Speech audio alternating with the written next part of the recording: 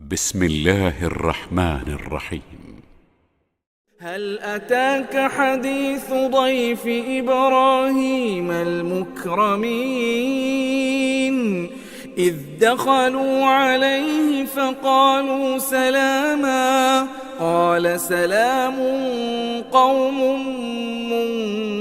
منكرون فراغ إلى أهله فجاء بعجل سمين فقربه إليهم قال ألا تأكلون فأوجس منهم خيفة قالوا لا تخف وبشروه بغلام عليم فأقبلت امرأته في صرة فصكت وجهها وقالت عجوز عقيم قالوا كذلك قال ربك إنه هو الحكيم العليم.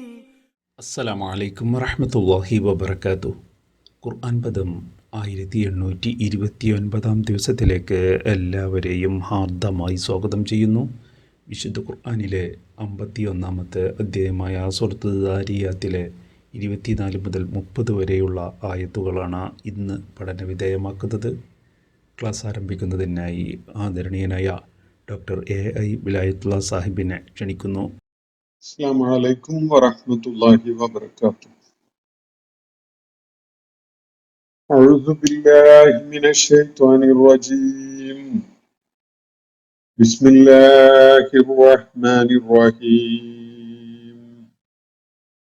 هل أتاك حديث ضيف إبراهيم المكرمين إذ دخلوا عليه فقالوا سلاما قال سلام قوم منكرون فراغ إلى أهله فجاء بعجل سمين فقربه إليهم قال لا تأكلون فأوجس منهم خيفة قالوا لا تخف وبشروه بغلام عليم فأقبلت امرأته في سرة فصكت وجهها وقالت عجوز عقيم قالوا كذلك قال ربك إنه هو الحكيم العليم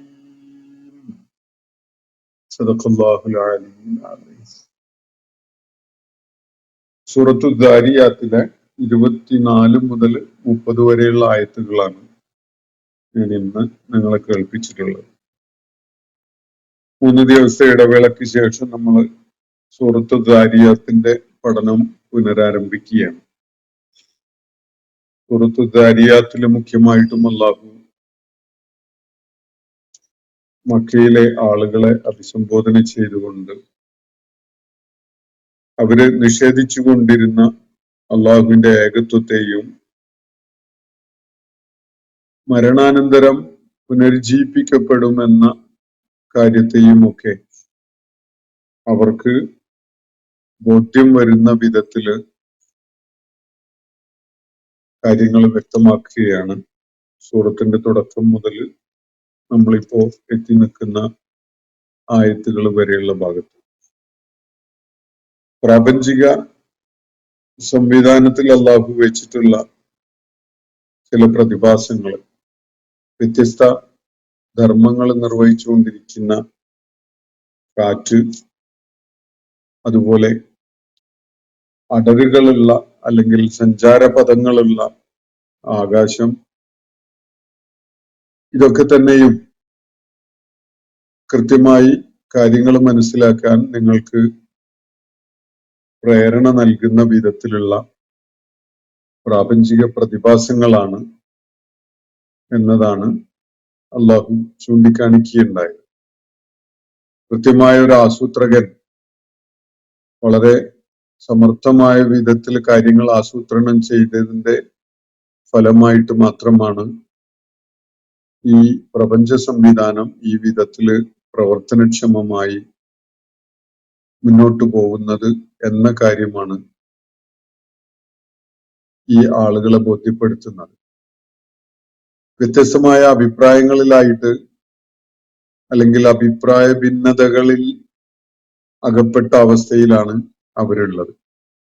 ആരൊക്കെയാണോ ശരിയായ യുക്തിഭദ്രമായ നിലപാടുകളിൽ നിന്ന് തെറ്റിക്കപ്പെടുന്നത്, സത്യത്തിൽ നിന്ന് അകറ്റപ്പെടുന്നത്, അവരൊക്കെയും തന്നെ അബദ്ധത്തിൽ പതിച്ചവരും സത്യത്തിൽ നിന്ന് ബഹുദൂരം അകന്നു പോകാനിടയായവരുമാണ്. അവരുടെ അജ്ഞതയിലും അന്ധകാരത്തിലുമായി അങ്ങനെ വിഹരിച്ചുകൊണ്ടിരിക്കുകയാണ് എന്നാണ് അള്ളാഹു തുടർന്ന് അവരോടായിട്ട് പറയുകയുണ്ടായത്. എന്നാണ് ഈ പ്രതിഫല ദിനം വന്നു ചേരുക?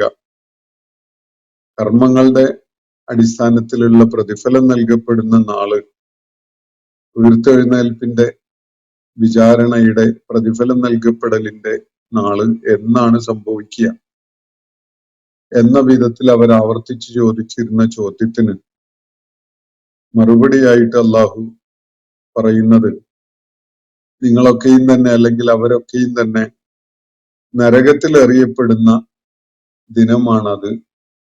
അന്നാണ് പ്രതിഫലം നൽകപ്പെടുന്ന നാൾ സംജാതമാവുക എന്നാണ് അവരോട് പറയുന്നത്. അവരുടെ ഉയർത്തെഴുന്നേൽപ്പ് നാളിനെ നിഷേധിച്ചുകൊണ്ട് അവര് എടുക്കുന്ന നിലപാടുകളെ അതിന്റെ മൗഢ്യം ചൂണ്ടിക്കാണിക്കുന്ന വിധത്തില് അവരെ പരിഹസിക്കുന്ന ഒരു മറുപടിയാണ് അള്ളാഹു ഇവിടെ നൽകിയിരിക്കുന്നത്. യൗമഹും അലൻ നാരി യുഫ്തനൂൻ, അവര് നരകത്തിൽ ശിക്ഷിക്കപ്പെടുന്ന വിധത്തില് ഏതൊരു നാളിലാണോ ആ അനുഭവം അവരെ ഏറ്റുവാങ്ങുക, അന്ന് തന്നെയാണ് അവരുടെ ഉയർത്തെഴുന്നേൽപ്പ് നാള് എന്നാണ് അള്ളാഹു അവരോടായിട്ട് പറയുന്നത്. ദൂഖൂ ഫിത്നതകും ഹാദല്ലദീ കുൻതും തസ്തഅജിലൂൻ, നിങ്ങൾക്കായുള്ള ശിക്ഷയുടെ ഈ വിഹിതം അങ്ങ് ഏറ്റുവാങ്ങിക്കോളൂ, നിങ്ങൾ ധൃതിപ്പെട്ട് ചോദിച്ചു കൊണ്ടിരുന്നത് ഇത് തന്നെയായിരുന്നു എന്നാണ് അള്ളാഹു അവരോടായിട്ട് പറയുകയുണ്ടായത്. എന്നാൽ സത്യവിശ്വാസത്തിന്റെ മാർഗം സ്വീകരിക്കുകയും ദൈവഭയത്തോടെയും സൂക്ഷ്മതയോടെയും ഒക്കെ ജീവിക്കുകയും ചെയ്ത ആളുകൾ തീർച്ചയായിട്ടും ഉദ്യാനങ്ങളിലും അതുപോലെ ജലാശയങ്ങളിലുമൊക്കെ ആയിട്ടാണ്, തടാകങ്ങളിലും അതുപോലെ അരുവിക്കരകളിലുമൊക്കെ ആയിട്ടാണ് അവരുണ്ടാവുക. അള്ളാഹു അവർക്കായിട്ട് നൽകിയിട്ടുള്ള അനുഗ്രഹങ്ങളെ സന്തോഷപൂർവം ഏറ്റുവാങ്ങിക്കൊണ്ടാണ് അവര് അവിടെ കാണപ്പെടുക ആ നാളിൽ. ഈ ചോദ്യങ്ങൾ ഉന്നയിക്കുന്ന ആളുകൾ നരകത്തിൽ എറിയപ്പെടുന്ന ആ നാളിൽ മുത്തഖികൾ കാണപ്പെടലും ഉദ്യാനങ്ങളിലും അതുപോലെ ഈ അരുവികളുടെ അല്ലെങ്കിൽ ജലാശയങ്ങളുടെ അരികിലൊക്കെ ആയിട്ടാവും ഉണ്ടാവുക. അള്ളാഹു അവർക്ക് നൽകുന്ന പ്രതിഫലം സന്തോഷപൂർവ്വം ഏറ്റുവാങ്ങിക്കൊണ്ട് അവര് ആഹ്ലാദിക്കുന്നവരായിട്ടാണ് കാണപ്പെടുക. കാരണം അവര് വലിയൊരു ഇൻവെസ്റ്റ്മെന്റ് നടത്തിയ ആളുകളാണ്. അവര് രാത്രികാലങ്ങളിൽ വളരെ പരിമിതമായിട്ടേ ഉറങ്ങാറുണ്ടായിരുന്നുള്ളൂ. രാത്രിയുടെ അന്ത്യയാമങ്ങളിൽ അള്ളാഹുവിനോട് പാപമോചനം തേടിക്കൊണ്ട് മഗ്ഫിറത്ത് തേടിക്കൊണ്ട് കഴിഞ്ഞുകൂടിയിരുന്ന ആളുകളായിരുന്നു അവര്. അവരുടെ സമ്പത്തില് ചോദിച്ചു വരുന്ന ആളുകൾക്കും സാമ്പത്തിക പ്രതിസന്ധി നേരിട്ടുകൊണ്ടിരിക്കുന്ന ആളുകൾക്കും ഒക്കെ ഒരു വിഹിതമുണ്ട് എന്നത്, അവകാശമുണ്ട് എന്നത് ഉൾക്കൊണ്ടിരുന്ന ആളുകളാണ് അവര്. ഈ കാര്യം സത്യവിശ്വാസികളെ കുറിച്ചും മുത്തഖികളെ കുറിച്ച് പറഞ്ഞതിനെ തുടർന്ന് ഇതൊക്കെയും നിങ്ങൾക്ക് ബോധ്യപ്പെടുവാൻ ഉപകരിക്കുന്ന വിധത്തില് ഭൂമിയിൽ തന്നെ നിങ്ങൾക്ക് ദൃഢബോധ്യം നൽകുന്ന ദൈവിക പ്രതിഭാസങ്ങളുണ്ട്. നിങ്ങളുടെ അസ്തിത്വത്തിലും വഫീ അൻഫുസികും അഫലാ തുബ്സിറൂൻ, നിങ്ങളുടെ തന്നെ സ്വത്വങ്ങളിലുമുണ്ട് നിങ്ങൾക്ക് കണ്ണു തുറപ്പിക്കുന്ന വിധത്തിലുള്ള അടയാളങ്ങളും ദൈവിക പ്രതിഭാസങ്ങളും ഒക്കെ. വാനലോകത്ത് വഫിസ്സമാഇ റിസ്ഖുക്കും, നിങ്ങൾക്കുള്ള വിഭവങ്ങളുണ്ട്, അതുപോലെ വമാ തുഅദൂൻ, നിങ്ങളോട് താക്കീത് ചെയ്യപ്പെട്ട സംഗതികളും വാനലോകത്തുണ്ട്. അതുകൊണ്ട് ഫവറബ്ബിസ്സമാഇ വൽ അർദി, നിശ്ചയമായിട്ടും ആകാശങ്ങളുടെയും ഭൂമിയുടെയും നാഥനാണ്. ഇന്നഹു ലഹഖും മിസ്ലമ അന്നകും തൻതിഖൂൻ, നിങ്ങളിപ്പോ സംസാരിച്ചു കൊണ്ടിരിക്കുന്നു പരസ്പരം എന്നതുപോലെയുള്ള ഒരു യാഥാർത്ഥ്യമാണ് നിങ്ങൾ ഒരു നാൾ ഉയർത്തെഴുന്നേൽപ്പിക്കപ്പെടും എന്നത്. യാതൊരു സംശയവും വേണ്ട, അത് സംഭവിക്കുക തന്നെ ചെയ്യും എന്നാണ് പിന്നിട്ട ആയത്തുകളുടെ അവസാന ഭാഗത്ത് അള്ളാഹു കൃത്യതയോടെ ഊന്നലോടെ പറയുന്ന കാര്യം. അതിനെ തുടർന്ന് അള്ളാഹു ഒരു ചരിത്ര സംഭവം, ഒരു സമൂഹത്തെ പരാമർശിച്ചുകൊണ്ട് പറയുകയാണ്. ആ സമൂഹം നിങ്ങളെപ്പോലെ, അല്ലെങ്കിൽ മക്കയിലെ ഈ നിഷേധികളെ പോലെ ഉയർത്തെഴുന്നേൽപ്പ് നാളിനെ നിഷേധിച്ചവരായിരുന്നു. അള്ളാഹുവിന്റെ മുന്നിൽ ഹാജരാക്കപ്പെടുന്ന ഒരു നാള് വരാനുണ്ട് എന്ന സംഗതിയെ നിഷേധിച്ച ആ സമൂഹം പാരത്രിക ലോകത്തെ ഉയർത്തെഴുന്നേൽപ്പിനെ നിഷേധിച്ച എല്ലാ സമൂഹങ്ങളെയും പോലെ വലിയ ധാർമ്മിക ച്യുതിയില് കൂപ്പുകുത്തുകയായിരുന്നു എന്നതാണ് വസ്തുത. അങ്ങനെ ധാർമ്മിക ച്യുതിയിൽ കൂപ്പുകുത്താൻ പരലോക നിഷേധം കാരണമാക്കിയ ഏതൊരു സമൂഹവും ഭൗതികാർത്ഥത്തിലും ഭൂമുഖത്ത് തകർന്നടിയുന്ന ഒരു കാഴ്ചയാണ് ചരിത്രത്തിലുടനീളം കാണാൻ സാധിക്കുക. ആ നീണ്ട ഒരു പരമ്പരയിലെ ഒരു പ്രധാനപ്പെട്ട ഒരു സമൂഹത്തിന്റെ കാര്യമാണ് അള്ളാഹു ഇവിടെ പരാമർശിക്കുന്നത്. മനസ്സിലാക്കേണ്ട ഒരു കാര്യം, പാരത്രിക ജീവിതത്തെ നിഷേധിക്കുന്ന ഏത് സമൂഹവും ധർമ്മച്യുതിയിൽ അകപ്പെടും. കാരണം അത് ഉത്തരവാദിത്വ ബോധം ഇല്ലാതെയാക്കുന്ന ഒരു അടിസ്ഥാനപരമായ വിഷയമാണ്. മരണാനന്തരം ഉയർത്തെഴുന്നേൽപ്പുണ്ട്, അള്ളാഹുവിന്റെ മുന്നിൽ ഹാജരാകേണ്ടതുണ്ട് എന്ന ബോധ്യമുള്ള ഒരു സമൂഹം ജീവിതത്തിൽ വലിയ കരുതലും ശ്രദ്ധയും ഒക്കെ ഉള്ളവരായിരിക്കും. അങ്ങനെ ബോധ്യപ്പെടാത്ത, അല്ലെങ്കിൽ അതിനെ പരസ്യമായി തള്ളിക്കളയുന്ന ആളുകൾ തീർച്ചയായിട്ടും വളരെ വൈകാതെ തന്നെ വലിയ ധാർമ്മിക ച്യുതിയിൽ അകപ്പെടും. വലിയ ധാർമ്മിക തകർച്ച അവർ നേരിടേണ്ടി വരും. ധാർമ്മിക ച്യുതിയിൽ അകപ്പെട്ട ഏത് സമൂഹവും ഇന്നല്ലെങ്കിൽ നാളെ ഭൂമുഖത്ത് തകർന്നടിയുന്ന, റീപ്ലേസ് ചെയ്യപ്പെടുന്ന ഒരു കാഴ്ച നമുക്ക് കാണാൻ സാധിക്കും. വിശുദ്ധ ഖുർആൻ വരച്ചു കാണിക്കുന്ന ഒരു സാമൂഹ്യ ശാസ്ത്രമാണ് ഈ പറഞ്ഞിരിക്കുന്ന കാര്യത്തിൽ അടങ്ങിയിട്ടുള്ളത്. മനുഷ്യ സമൂഹത്തിന്റെ ഉത്ഥാന പതനങ്ങളെ കുറിച്ച് പഠനം നടത്തിയ ഇബ്നു ഖൽദൂനെ പോലെയുള്ള വളരെ പ്രമുഖരായ ആളുകൾ ഖുർആൻ നൽകുന്ന സൂചനകളുടെ അടിസ്ഥാനത്തിൽ ലോക സമൂഹത്തോട് വളരെ കൃത്യതയോടുകൂടി പറയുകയുണ്ടായ ഒരു കാര്യം, പാരത്രിക ജീവിതത്തിലുള്ള അല്ലെങ്കിൽ ഉയർത്തെഴുന്നേൽപ്പിലുള്ള വിശ്വാസമില്ലാത്ത ഏത് സമൂഹവും ധർമ്മച്യുതിയിൽ അകപ്പെടുകയും ധർമ്മച്യുതിയുടെ കാരണമായി അവര് പൂർണ്ണമായി നശിപ്പിക്കപ്പെടുന്ന വിധത്തില് ഭൗതിക ലോകത്ത് തന്നെ അവര് പല പ്രതിസന്ധികളിലേക്കും ചെന്ന് ചാടുമെന്നതും, അതുപോലെ ദൈവികമായ തിരിച്ചടികളെ ഏറ്റുവാങ്ങേണ്ടി വരും എന്നതുമാണ്. ചരിത്രത്തിൽ ഒരു സമൂഹവും മരണാനന്തര ജീവിതത്തെ നിഷേധിച്ചിട്ട് ദീർഘകാലം അവർക്ക് ആ ഭൗതിക ജീവിത ഉയർച്ച നിലനിർത്തിക്കൊണ്ട് പോകാൻ സാധിച്ചിട്ടില്ല. അവര് വലിയ പ്രശ്നങ്ങളിൽ അകപ്പെടുകയും തകർന്നടിയുകയും ചെയ്യുന്ന ഒരു കാഴ്ചയാണ് നമുക്ക് കാണാൻ സാധിക്കുക. അത് ചരിത്രത്തിന്റെ ഒരു അലിഖിതമായ ഒരു വസ്തുതയാണത്. ചരിത്ര സംഭവങ്ങളെ പരിശോധിച്ചാൽ നമുക്കത് മനസ്സിലാക്കാൻ സാധിക്കും. ആ ഒരു കാര്യം നമുക്ക് ബോധ്യപ്പെടുവാൻ സഹായകമാവുന്ന ഒരു ചരിത്ര സംഭവമാണ് അള്ളാഹു നമ്മൾ ഇന്ന് പഠന വിധേയമാക്കുന്ന 24 മുതൽ 30 വരെയുള്ള അല്ലെങ്കിൽ തുടർന്നുമുള്ള ആയത്തുകളിലായിട്ട് വിവരിക്കുന്ന ഈ ചരിത്ര സംഭവം. അതിങ്ങനെയാണ്. നമുക്ക് ആയത്തുകൾ ഫോക്കസ് ചെയ്തുകൊണ്ട് കാര്യങ്ങൾ മനസ്സിലാക്കാം. ഹൽ അതാക ഹദീസു ലൈഫി ഇബ്രാഹിം അൽ മുക്രമീൻ. അള്ളാഹു ഒരു ചോദ്യ രൂപത്തിലാണ് നബി സല്ലല്ലാഹു അലൈഹി വസല്ലമയെ ഇവിടെ അഭിസംബോധന ചെയ്യുന്നത്. ഹൽ അതാക, താങ്കൾക്ക് വന്നു കിട്ടിയോ?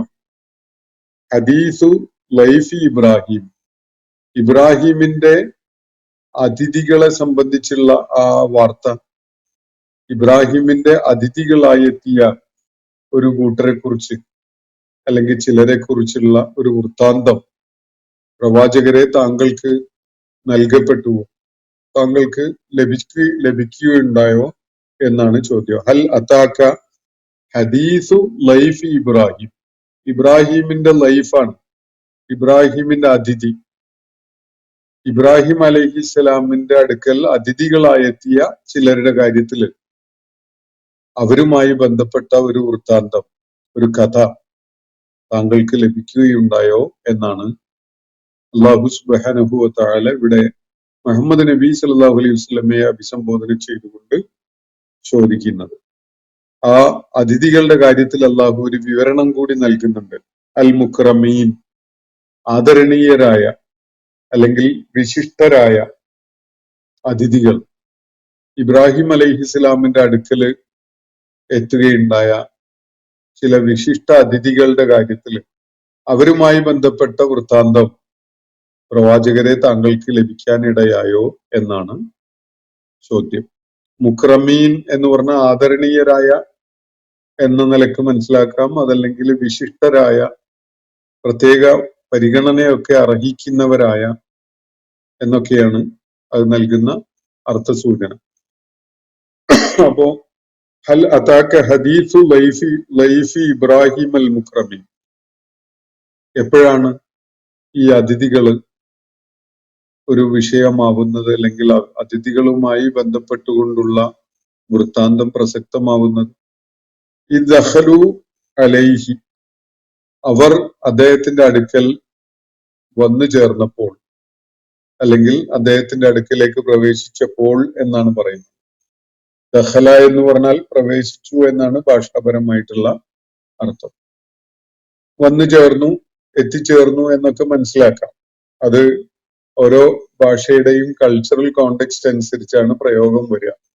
അപ്പോ ഈ ദഖലു അലൈഹി ഫഖാലു സലാമ, ആ ആദരണീയരായ അതിഥികൾ അദ്ദേഹത്തിന്റെ അടുക്കിലേക്ക് വന്നു ചേർന്ന് അവർ പറഞ്ഞത് സലാമ, താങ്കൾക്ക് സമാധാനം എന്നാണ്.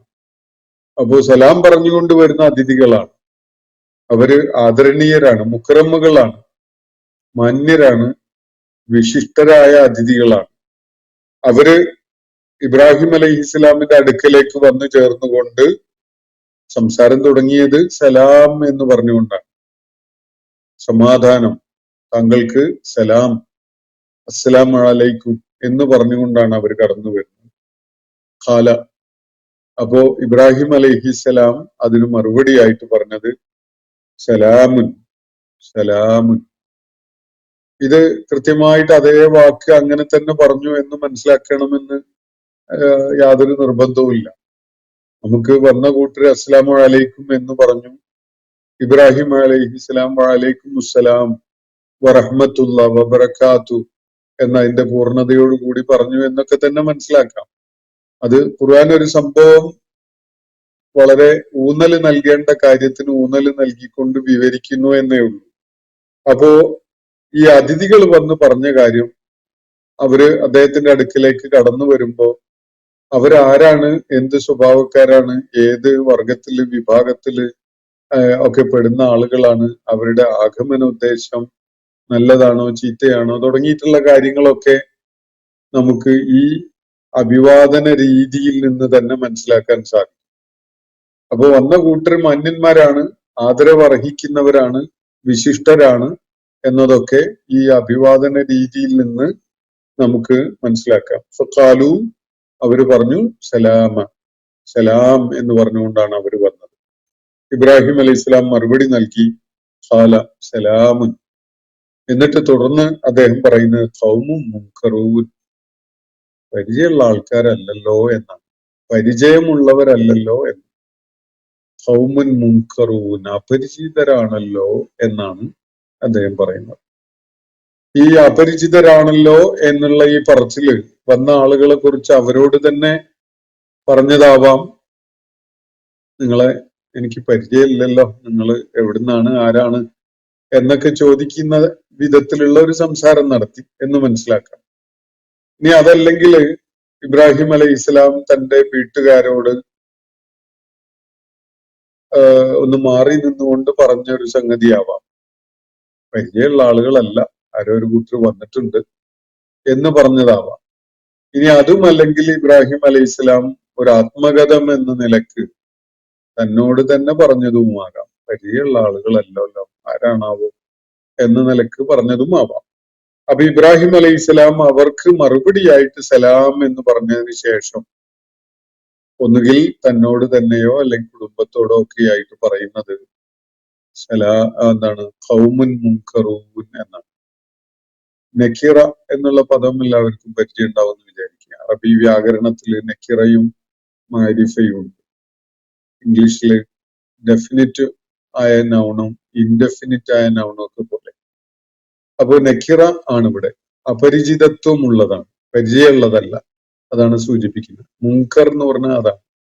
അതുകൊണ്ട് തന്നെ മുൻകർ നാട്ടുനടപ്പില്ലാത്ത ആളുകൾക്ക്, പരിചയമില്ലാത്ത, കേട്ടുകേൾവിയില്ലാത്ത തിന്മകളെ പരാമർശിക്കാനും അറബി ഭാഷയിൽ ഉപയോഗിക്കാറുണ്ട്. അതാണ് അംറും ബിൽ മഅറൂഫും നഹി അനിൽ മുൻകറും, നന്മ കൽപ്പിക്കലും തിന്മ വിലക്കലും. ഇസ്ലാമില് നമ്മൾ അങ്ങനെയുള്ള കാര്യങ്ങളെ കുറിച്ച് സംസാരിക്കാറുണ്ട്. അവിടെ മുൻകർ എന്ന് പറഞ്ഞാൽ തിന്മയാണ്. യഥാർത്ഥത്തിൽ ആ പദത്തിന്റെ അർത്ഥം അപരിചിതമായത് എന്നാണ്. നാട്ടു നടപ്പില്ലാത്ത, ജനങ്ങൾക്ക് പരിചയമുള്ളതല്ലാത്ത, പ്രവാചകന്മാരുടെ പൈതൃകമായി ജനങ്ങൾക്ക് ലഭിച്ചിട്ടില്ലാത്ത ചില രീതികളെയാണ് മുൻകർ അല്ലെങ്കിൽ അപരിചിതത്വം തോന്നുന്ന ഒരു കാര്യം എന്ന നിലക്ക് ഉള്ള പദം തിന്മയെ സൂചിപ്പിക്കുന്ന പദമായി മാറുന്നതിന്റെ ഒരു അടിത്തറ അതായിരിക്കണം. അപ്പോ ഇവിടെ ഖൗമും മുൻകറൂൻ എന്നാണ് ഇബ്രാഹിം അലൈഹി ഇസ്ലാം അവരെ പരാമർശിച്ചുകൊണ്ട് പറയുന്നത്. അത് തിന്മയല്ല സൂചിപ്പിക്കുന്ന, പരിചയമില്ലാത്തവര് എന്ന അർത്ഥത്തിലാണ്. ഫറാഗ ഇലാ അഹ്ലി, അങ്ങനെ അദ്ദേഹം തന്റെ കുടുംബത്തിന്റെ അടുത്തേക്കൊന്ന് നീങ്ങി, അവരുടെ അടുക്കലേക്ക് പോയി. അതിഥികൾ വന്നപ്പോ അവരെ സ്വീകരിച്ചിരുത്തിയിട്ട് ഇബ്രാഹിം അലൈഹി ഇസ്ലാം അകത്ത് വീട്ടുകാരോട് ചില കാര്യങ്ങളൊക്കെ നിർദ്ദേശിക്കാൻ വേണ്ടി അകത്തേക്ക് പോയി. ഫറാഗ ഇലാ അഹ്ലി, റാഗ എന്ന് പറയുന്നത് റാഹ അല്ലെ ദഹബ എന്നൊക്കെ അർത്ഥമുള്ള ഒരു പദമാണ്. പോയി എന്നാണ് അർത്ഥം.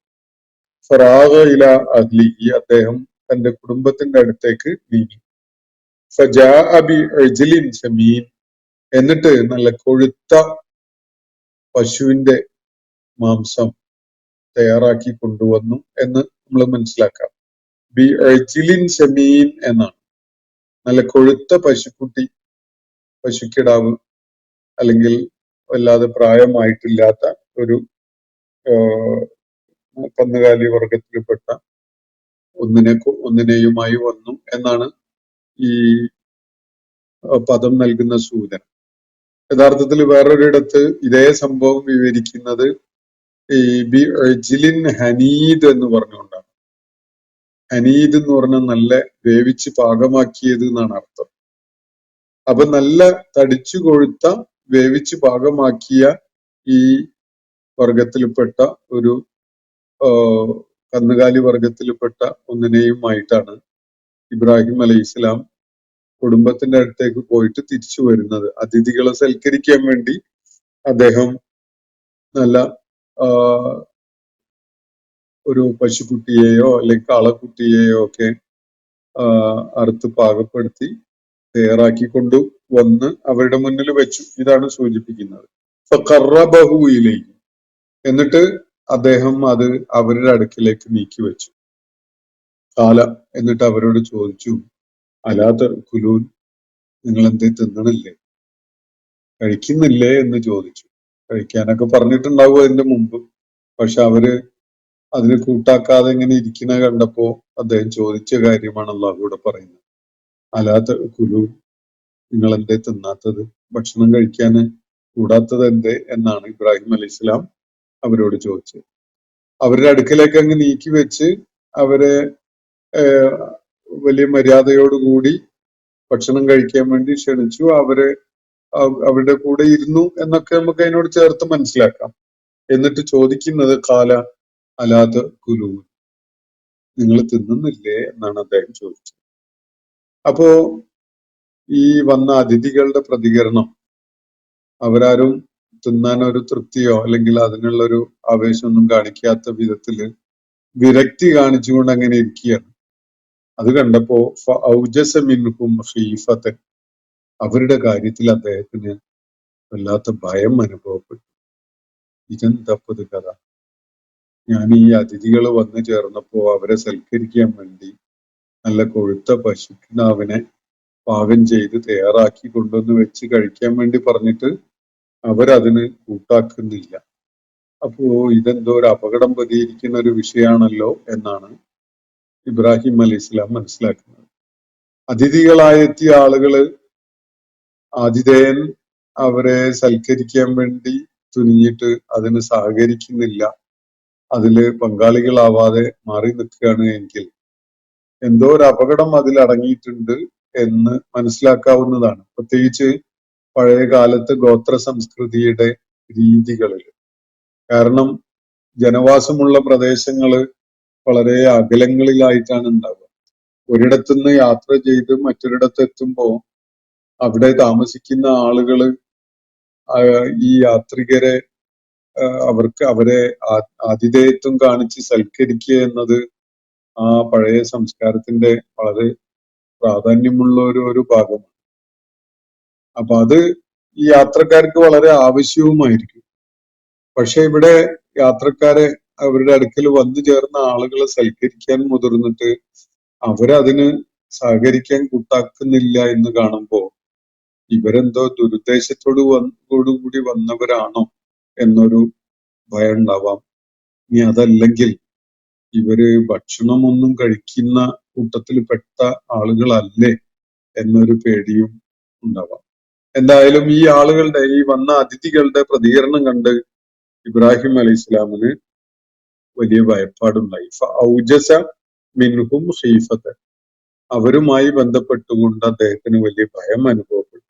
ഖാലു, അപ്പോ ആ വന്ന ആളുകള് പറഞ്ഞു, ആ അതിഥികള് പറഞ്ഞു, ലാ തഖഫ് ഇബ്രാഹിമെ, നീ പേടിക്കണ്ട.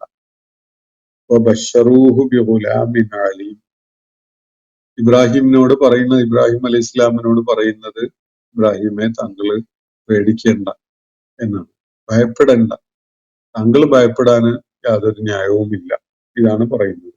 എന്നിട്ട് വബശ്ശറൂഹു ബിഗുലാമിൻ അലീം, അദ്ദേഹത്തിന് ഒരു സന്തോഷ വാർത്ത കൂടി അവർ നൽകി. അതിനകം ഇബ്രാഹിം അലൈഹി ഇസ്ലാമിന് ഈ വന്ന കൂട്ടർ ആരാണെന്ന് ഏകദേശ ധാരണ ഉണ്ടായിട്ടുണ്ട്. മനുഷ്യരൂപത്തിൽ വന്ന അള്ളാഹുവിന്റെ മലക്കുകളായിരുന്നു അത് എന്നതാണ് ഇബ്രാഹിം അലൈഹി ഇസ്ലാമിന് ഇതിനകമുള്ള സൂചനകളിൽ നിന്ന് മനസ്സിലാവുന്നത്. അത് ഈ പറയുന്ന കാര്യം കൂടി വന്നതോടെ അത് ഉറപ്പാവുകയാണ്. കാരണം മലക്കുകള് അദ്ദേഹത്തിന് ഒരു സന്തോഷ വാർത്ത അറിയിക്കുകയാണ്. അപ്പൊ ബശറൂഹു, അവര് ഒരു സന്തോഷ വാർത്ത അറിയിച്ചു. ബിഗുലാമിൻ അലീം, ജ്ഞാനിയായ ഒരു പുത്രൻ അദ്ദേഹത്തിന് ഉണ്ടാകുമെന്ന കാര്യമാണ് സന്തോഷ വാർത്ത അറിയിക്കുന്നത്. ഇസ്മായിൽ അലൈഹി ഇസ്ലാം പിറവിയെടുത്ത് വർഷങ്ങൾ തന്നെ പിന്നിട്ടതിന് ശേഷം ബൈബിളിന്റെ സൂചനകൾ പ്രകാരം ഇബ്രാഹിം അലൈഹി ഇസ്ലാം 100 വയസ്സ് എത്തി നിൽക്കുന്ന ഘട്ടത്തിൽ അദ്ദേഹത്തിന്റെ ആദ്യ പത്നി സാറ റളിയല്ലാഹു അൻഹാക്ക് 90 വയസ്സായ ഘട്ടത്തിലാണ് ഈ മലക്കുകൾ ഇബ്രാഹിം അലൈഹി ഇസ്ലാമിന്റെ അടുക്കൽ വന്നിട്ട് ഈ സന്തോഷ വാർത്ത അറിയിക്കുന്നത് എന്നാണ് മനസ്സിലാക്കാൻ പറ്റുന്നത്. ബൈബിള് നൽകുന്ന വയസ്സിന്റെ പ്രായത്തിന്റെ ഒക്കെ സൂചനകൾ നൽകുന്നത് അങ്ങനെ ഒരു ആശയമാണ്. എന്തായാലും ഖുർആനിൽ അങ്ങനെ പ്രായത്തിന്റെ കൃത്യമായ സൂചനയൊന്നും നൽകുന്നില്ല. ഖുർആൻ ആ ഒരു ശൈലിയിലല്ല കാര്യങ്ങൾ പറയുന്നത് എന്നതും ശ്രദ്ധേയമാണ്. ഇബ്രാഹിം അലൈഹി ഇസ്ലാമിന്റെ അടുക്കൽ വന്ന മലക്കുകൾ അദ്ദേഹത്തിന് ഒരു സന്തോഷ വാർത്ത അറിയിച്ചു. അത് ഒരു ജ്ഞാനിയായ പുത്രൻ അദ്ദേഹത്തിന് ഉണ്ടാകും, ഒരു ഗുലാമുൻ അലീം ഉണ്ടാകും എന്നാണ്. ഇസ്മായിൽ അലൈഹി ഇസ്ലാമിനെ പരാമർശിച്ചുകൊണ്ട് ഗുലാമുൻ ഹലീം എന്നാണ് ഖുർആൻ പരാമർശിക്കുന്നത്. സഹനശീലമുള്ള പുത്രൻ എന്നാണ്. നമ്മളത് കണ്ടു. ബലിയർക്കപ്പെടുന്നതിന് യാതൊരു വൈമനസ്യവും കാണിക്കാതെ പൂർണ്ണ മനസ്സോടുകൂടി സ്വയം സമർപ്പിക്കാൻ സന്നദ്ധനായ പുത്രനാണ് ഇസ്മായിൽ അലൈഹി ഇസ്ലാം. അതുപോലെ ഇസ്ഹാഖ് അലൈഹി ഇസ്ലാമാണ് സാറ റളിയല്ലാഹു അൻഹയുടെ പുത്രനായിട്ട് ജനിക്കുന്നത്. ആ പുത്രനെ കുറിച്ചുള്ള സന്തോഷ വാർത്തയാണ് ഇവിടെ അറിയിക്കപ്പെടുന്നത്. ചരിത്രത്തിലുടനീളം ഇസ്ഹാഖ് അലൈഹി ഇസ്ലാമിന്റെ സന്താന പരമ്പരകളിൽപ്പെട്ട ആളുകൾ വലിയ വൈജ്ഞാനിക മികവ് കാണിച്ചവരും ശാസ്ത്ര സാങ്കേതിക മുന്നേറ്റത്തിനൊക്കെ തുടക്കമിട്ടവരുമാണ് എന്നതൊക്കെ നമുക്ക് പിന്നീട് ചരിത്ര സ്രോതസ്സുകളിലെ പരാമർശങ്ങളിൽ നിന്നും സംഭവങ്ങളിൽ നിന്നൊക്കെ മനസ്സിലാക്കാൻ കഴിയുന്ന ഒരു വസ്തുത കൂടിയാണ്. അത് ഇസ്ഹാഖ് അലൈഹി ഇസ്ലാമിൽ പരിമിതമായിരുന്നില്ല എന്നത് കാണാം. അതുപോലെ സഹനവും ത്യാഗസന്നദ്ധതയും ഒക്കെ ഇസ്മായിൽ അലൈഹി ഇസ്ലാമിന്റെ കുടുംബ പരമ്പരയിൽ നമ്മൾ പിന്നീട് നബി സല്ലല്ലാഹു അലൈഹി വസല്ലമയുടെ കാലത്തും അദ്ദേഹത്തിന്റെ പിന്തുടർച്ചക്കാര അല്ലെങ്കിൽ അദ്ദേഹത്തിന്റെ കുടുംബപരമായ പിൻഗാമികളായ ഹുസൈൻ റളിയല്ലാഹു അൻഹു, അതുപോലെയുള്ള പിന്നീട് ഇപ്പോ നടന്നുകൊണ്ടിരിക്കുന്ന പോരാട്ട രംഗങ്ങളിലെ ഫലസ്തീനികൾ കാണിക്കുന്ന ത്യാഗസന്നദ്ധതയും അള്ളാഹുവിന്റെ മാർഗത്തിൽ മരണം ഏറ്റുവാങ്ങുന്നതിന് യാതൊരു വൈമനസ്യവും കാണിക്കാത്ത നിലപാടും ഒക്കെ ഇത് തുടർന്ന് നമുക്ക് പലയിടങ്ങളിലും ആ ഒരു ലൈനില് ആ ഒരു സന്നദ്ധത വളരെ പ്രകടമായിട്ട് കാണാം. ഒരുപക്ഷെ ഈ കുടുംബപരമായി ഉള്ള ഒരു ഒരു ഒരു പൈതൃകമായിട്ടുള്ള ഒരു ശീലമോ സ്വഭാവമോ ഒക്കെ ആവാം അത് എന്ന് ചൂണ്ടിക്കാണിക്കപ്പെടുന്നുണ്ട് അല്ലാഹു അഅലം. എന്തായാലും ഇവിടെ സന്തോഷ വാർത്ത അറിയിക്കപ്പെട്ടിരിക്കുന്നത് ജ്ഞാനിയായ ഒരു പുത്രൻ അദ്ദേഹത്തിന് ലഭിക്കുമെന്നതാണ്. അപ്പൊ ഫഅഖ്ബലത് ഇംറഅതുഹു, അപ്പോൾ അദ്ദേഹത്തിന്റെ പത്നി അങ്ങോട്ട് മുന്നോട്ട് ഓടി വന്നു. ഫീ സൊറത്തിൻ, വലിയ ഒച്ചയിട്ടുകൊണ്ടാണ് അങ്ങോട്ട് അവര് പെട്ടെന്ന് എക്സൈറ്റഡ് ആയിട്ട് തുള്ളിച്ചാടി അങ്ങോട്ട് വരുന്നത്. അപ്പൊ അവരെ സംബന്ധിച്ചിടത്തോളം ഇത് കേട്ടുകൊണ്ട് മലക്കുകൾ പറഞ്ഞ ഈ കാര്യം വീട്ടിന്റെ അകത്ത് നിന്ന് കേൾക്കുകയായിരുന്ന സാറ റളിയല്ലാഹു അൻഹയെ സംബന്ധിച്ചിടത്തോളം അത് തീർത്തും അവിശ്വസനീയമായിട്ട് അനുഭവപ്പെട്ടുകൊണ്ട് അവര് പെട്ടെന്ന് അറിയാതെ ഒരു ഒച്ചയുണ്ടാക്കിക്കൊണ്ട് പുറത്തേക്ക് അങ്ങ് ചാടി വരികയായിരുന്നു. അപ്പോ ഫഅഖ്ബലത് ഇംറഅതുഹു ഫീ സർറത്തിൻ, വലിയ ഒച്ച ഉണ്ടാക്കിക്കൊണ്ടാണ് അദ്ദേഹത്തിന്റെ പത്നി പുറത്തേക്ക് അങ്ങോട്ട് ചാടിയെത്തിയത്. എന്നിട്ട് ഫസക്കത്ത് വജ്ഹ, അവര് തന്റെ തന്നെ മുഖത്തെ അടിക്കുകയാണ്. അവിശ്വസനീയമായ, തീർത്തും അവിശ്വസനീയമായ ഒരു കാര്യം കേട്ടതിലുള്ള ആ എക്സൈറ്റ്മെന്റ് കാണിച്ചുകൊണ്ട് അവര് ഒരു ഒച്ചയിട്ട് പോയി, അതുപോലെ മുഖത്തടിക്കുകയും ചെയ്തു. തീരെ വിശ്വാസം വരാത്ത ഒരു കാര്യം കേട്ടപ്പോൾ ഉള്ള ഒരു പ്രതികരണം. അങ്ങനെ ഇബ്രാഹിം അലൈഹി ഇസ്ലാമിന്റെ പത്നി സാറ റളിയല്ലാഹു അൻഹയെ കുറിച്ചുള്ള ഒരു പരാമർശമാണിത്. ഫഅഖ്ബലത് ഇംറഅതുഹു ഫീ സർറത്തിൻ ഫസക്കത്ത് വജ്ഹഹ, മുഖത്ത് അവരങ്ങ് അടിക്കുകയാണ് പെട്ടെന്ന്. എന്നിട്ട് വഖാലത്ത്, എന്നിട്ട് പറഞ്ഞു പോകുന്നത് ഇങ്ങനെയാണ്: അജൂസുൻ അഖീം, അജൂസുൻ അഖീം. അജൂസ് എന്ന് പറഞ്ഞാല് ഒരു പടുവൃദ്ധയായ സ്ത്രീ, കിളവി എന്നൊക്കെ പറയാം. അതുപോലെ അഖീം എന്ന് പറഞ്ഞാല് വന്ധ്യ എന്നാണ് അർത്ഥം. വന്ധ്യ, ഗർഭധാരണ ശേഷി ഇല്ലാത്ത ശാരീരിക പ്രത്യേകതകളുള്ള ഒരു സ്ത്രീ, പ്രസവിക്കാനിടയില്ലാത്ത ഒരു സ്ത്രീ, അതാണ് അഖീം എന്ന് പറയുന്നത്.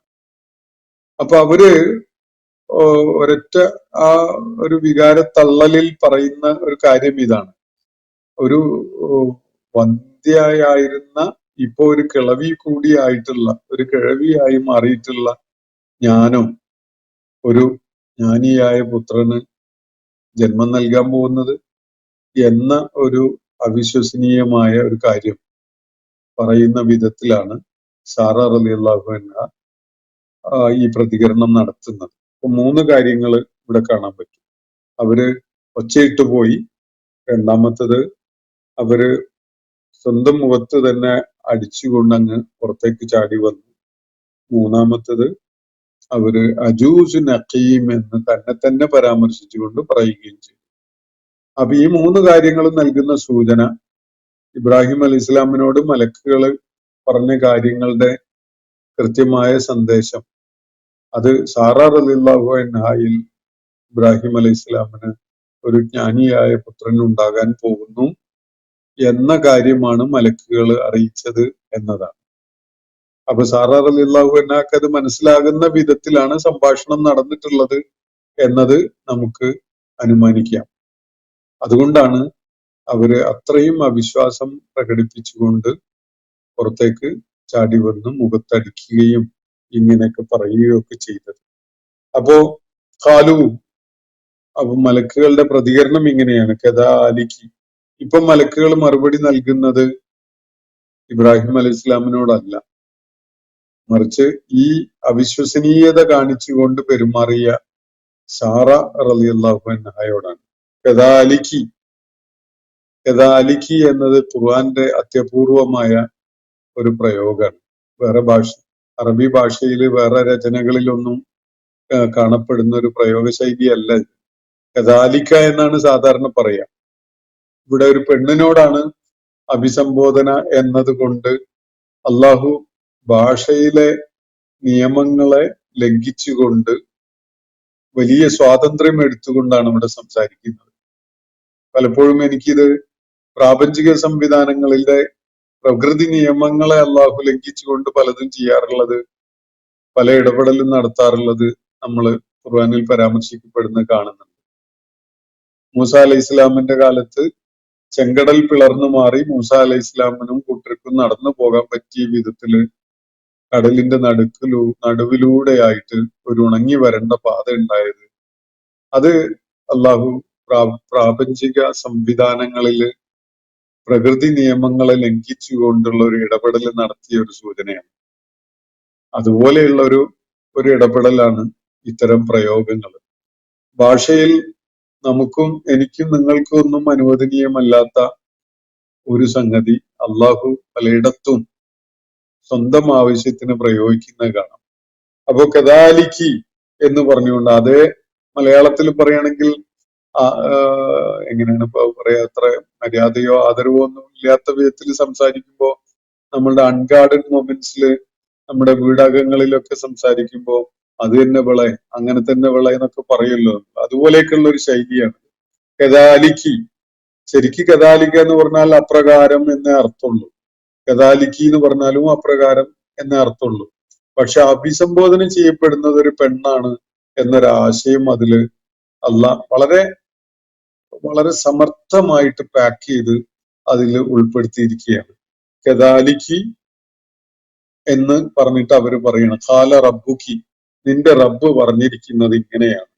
അവിടെ റബ്ബുക്കി എന്ന് പറഞ്ഞതും നമുക്ക് കാണാം.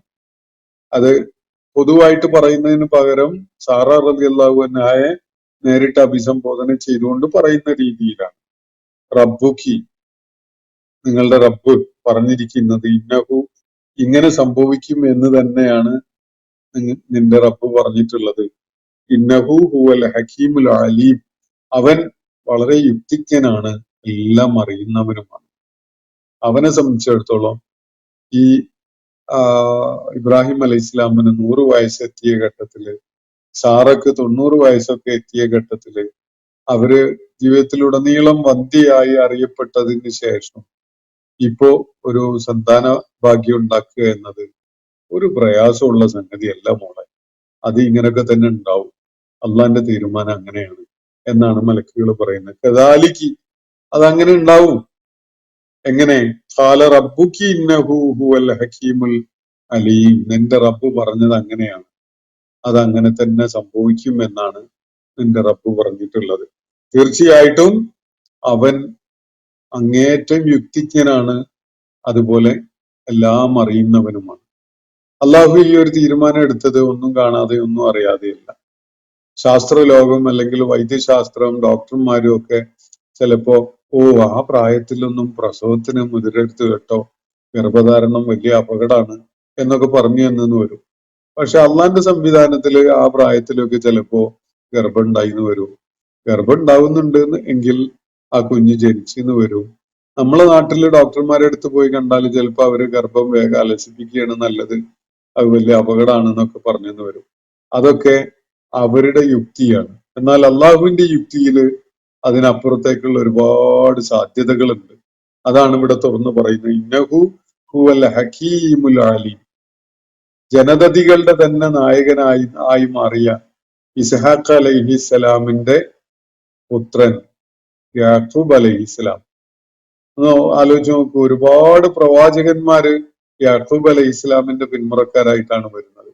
ഇസാഖ് അലൈഹി ഇസ്ലാമിനെ കുറിച്ചുള്ള സന്തോഷ വാർത്ത അറിയിക്കുന്ന ഘട്ടത്തില് പോലും അദ്ദേഹത്തിന്റെ പുറകിലായി യാക്കൂബ് അലൈഹി ഇസ്ലാമും എന്ന് ഖുർആൻ പരാമർശിക്കുന്നുണ്ട് ഒരിടത്ത്. അപ്പോ സൂചിപ്പിക്കപ്പെടുന്നത് അള്ളാഹുവിന് അതില് കൃത്യമായ യുക്തിയുണ്ട്. അവന്റെ ജ്ഞാനത്തില് അങ്ങനെ ഒരുപാട് കാര്യങ്ങളുണ്ട്. ഇസ്ഹാഖ് അലൈഹി ഇസ്ലാം ജനിച്ചാലേ യാക്കൂബ് അലൈഹി ഇസ്ലാം ജനിക്കുകയുള്ളൂ. യാക്കൂബ് അലൈഹി ഇസ്ലാം ജനിച്ചാലേ ചരിത്രത്തിലെ ഒരു ശൃംഖല തന്നെ, പ്രവാചകന്മാരുടെ ഒരു ശൃംഖല തന്നെ വന്നു ചേരുള്ളൂ.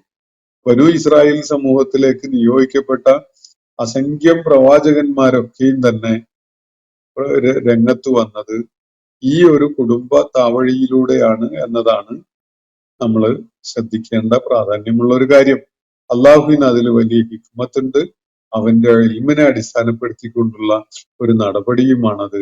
അങ്ങനെ സംഭവിക്കും എന്നാണ് നിന്റെ റബ്ബ് പറഞ്ഞിട്ടുള്ളത് എന്നാണ് മലക്കുകൾ ഇവിടെ സാറ റളിയല്ലാഹു അൻഹയോടായിട്ട് ആ സന്ദർഭത്തിൽ പറയുന്നത്. ഈ സംഭവം അതിന്റെ ഒരു ശ്രദ്ധേയമായ ചരിത്ര സംഭവം ഇവിടെ വിവരിക്കുകയാണ്. ഇതിവിടെ അവസാനിക്കുന്നില്ല. ആ സംഭവത്തില് നമ്മൾ ഇതുവരെ സൂറത്തിൽ ചർച്ച ചെയ്തു വന്ന വിഷയങ്ങളുമായി ബന്ധപ്പെടുത്തിക്കൊണ്ട് മനസ്സിലാക്കാവുന്ന ഒരു കാര്യമുണ്ട്. ഉയർത്തെഴുന്നേൽപ്പിനെ നിഷേധിച്ച ഒരു സമൂഹം ധർമ്മച്യുതിയിലേക്ക് ചെന്ന് അകപ്പെട്ടതും അത് കാരണമായി അവരുടെ മേൽ ചില നടപടികൾ ഉണ്ടായതും അവര് ഭൂമുഖത്ത് നിന്ന് തന്നെ തുടച്ചു നീക്കപ്പെട്ടതുമായ ഒരു കാര്യമാണ് ഈ കഥാകഥനത്തിലൂടെ അള്ളാഹു ഇവിടെ പങ്കുവെക്കുന്നത്. അത് സൂറത്തിന്റെ തുടക്കം മുതൽ നമ്മൾ എത്തിയിരിക്കുന്ന ഭാഗം വരെയുള്ള ആയാത്തുകളില് അള്ളാഹു ഊന്നലോടുകൂടി പറഞ്ഞിരിക്കുന്ന ഒരു കാര്യത്തെ സ്ഥാപിക്കുന്ന ഒരു ചരിത്ര കഥയാണ്, അല്ലെങ്കിൽ ചരിത്ര സംഭവമാണ് ഈ എപ്പിസോഡിൽ അള്ളാഹു വിവരിക്കുന്നത് എന്ന് കാണാൻ സാധിക്കും. ഇന്നത്തെ സെഷൻ ഇവിടെ അവസാനിക്കുകയാണ്. വാഖിർ ദഅവാന അനിൽ ഹംദുലില്ലാഹി റബ്ബിൽ ആലമീൻ. അസ്സലാമു അലൈക്കും വറഹ്മത്തുള്ളാഹി വബറകാതുഹു. ഇന്നത്തെ ഖുർആൻ പദം ഇവിടെ സമാപിക്കുന്നു. ഖുർആൻ പഠനത്തിൽ പങ്കെടുത്ത എല്ലാവർക്കും അല്ലാഹു അർഹമായ പ്രതിഫലം നൽകി അനുഗ്രഹിക്കട്ടെ. വആഖിർ ദഅവാന അനിൽ ഹംദുലില്ലാഹി റബ്ബിൽ ആലമീൻ. അസ്സലാമു അലൈക്കും വറഹ്മത്തുള്ളാഹി വബറകാതുഹു.